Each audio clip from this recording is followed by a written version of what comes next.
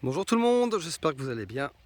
Je profite de ces beaux jours du mois de novembre pour continuer et terminer les petites vidéos, notamment sur les guildes. Et c'est vrai que c'est plus sympa quand il y a encore des feuilles, qu'on se rende compte un petit peu de ce que ça donne. Donc aujourd'hui, je suis sur 5 strates dans le jardin forêt. Donc comme je vous le rappelle, chaque jardin forêt est différent. Il faut s'adapter à la fois à son climat, à sa terre surtout, et puis à ce que l'on veut faire en fonction de notre vision des choses. Donc l'exemple ici que je voulais donner, c'était sur ce prunier qui a été donc mis en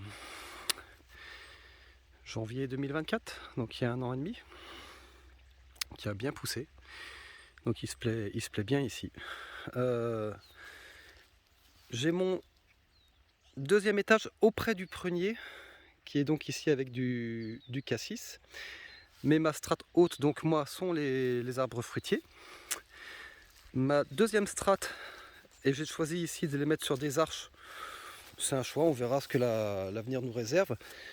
J'ai pas voulu les mettre sur les arbres fruitiers parce que pour que ce soit plus simple à récolter, plus pratique, et puis je voulais pas trop condenser ou étouffer mes arbres fruitiers. Donc les kiwais, les vignes, etc. sont sur moi pour l'instant des arches, mais c'est vrai que j'aurais pu mettre sur d'autres arbres juste porteurs. Là par exemple, il y a un saule. J'aurais très bien pu utiliser le saule, le former comme je veux, pour mettre la strate grimpante dessus. C'est tout à fait possible. On verra, peut-être d'ailleurs que je le ferai à l'occasion. Pour l'instant, j'ai décidé de faire des arches. Donc ça fait quelque chose de différent, de particulier. On n'est pas sur de la pure végétation, étant donné qu'il y a l'introduction de ces arches-là. Mais bon, pour l'instant, ça me convient. Ça va être des petits chemins sympas et on verra ce que ça va donner dans 2-3 ans.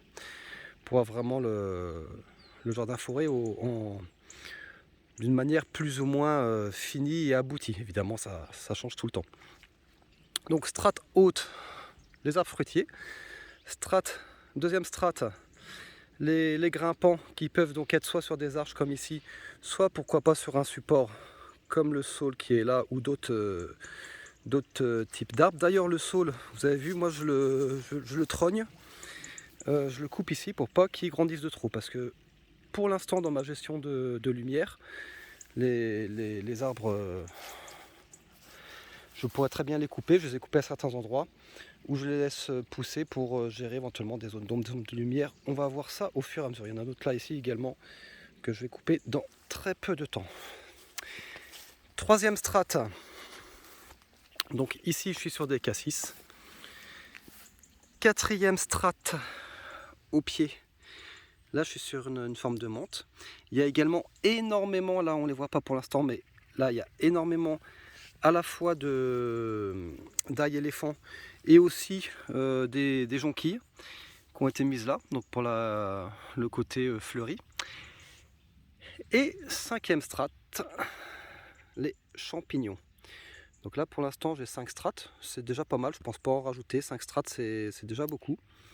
On peut aller plus au-delà, il y en a qui en font beaucoup plus, sachant que moi justement ma strate haute reste les arbres fruitiers, pommiers, pruniers, poiriers, cognaciers, etc.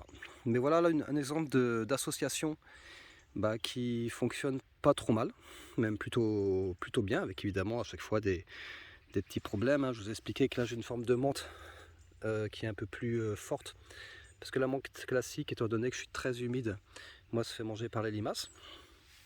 Donc on s'adapte.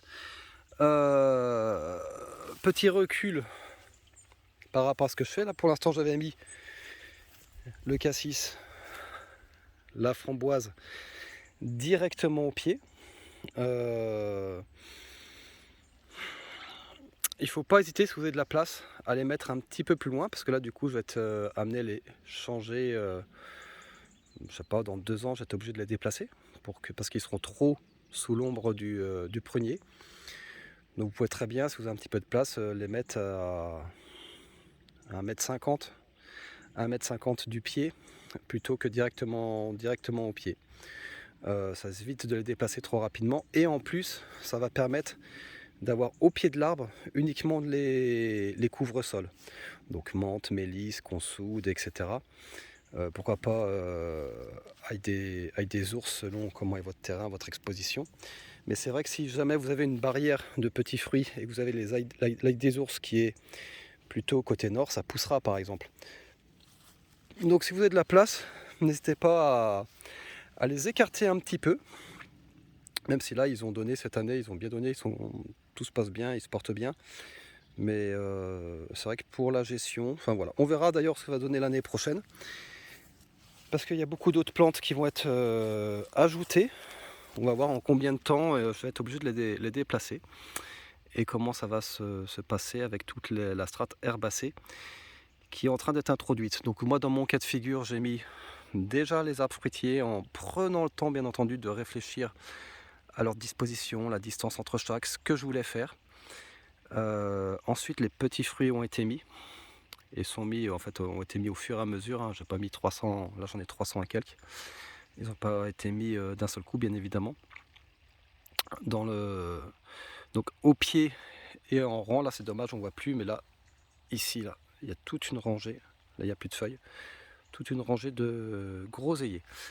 Petite erreur aussi, pourquoi pas éviter, là c'est vrai qu'au début j'ai voulu mélanger, donc cassis et framboise.